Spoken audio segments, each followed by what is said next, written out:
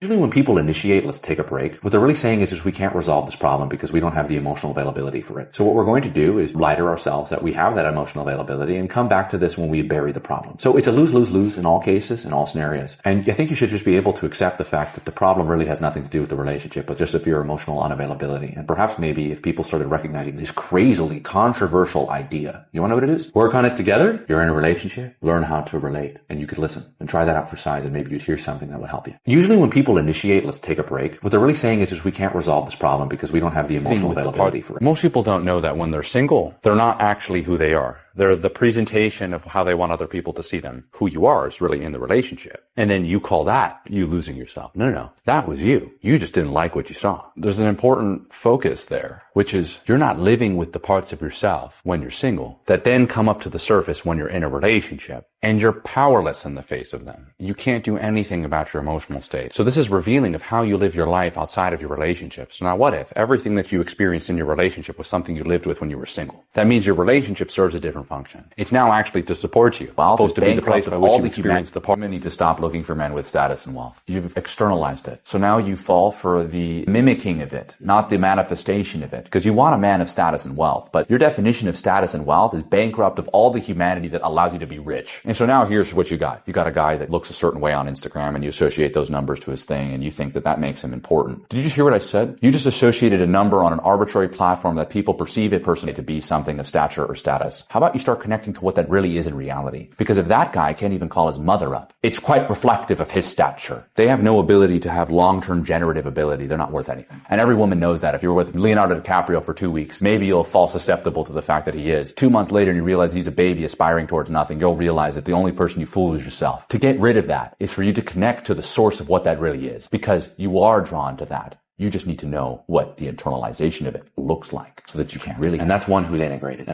You want to know if a man really doesn't love you? He doesn't tell you what to do and what he wants from you. Men that really love you and can really care are ones that tell you what they need from you so they don't hurt you when you don't give it to them. Now you're like, well, that's dark. Yeah, it is. They will walk away if you can't. And that's one who's integrated and understands that. I want these things to be done in my life. For me, I want this, this, and this. Right. But it's your job as a woman to not reinforce in your head that he's trying to put you in a box. He wants to hear what you have to say about it. And he considers what you have to say because he's there to protect you. A man that really loves a woman will challenge her and tell her what he needs from her because that's a man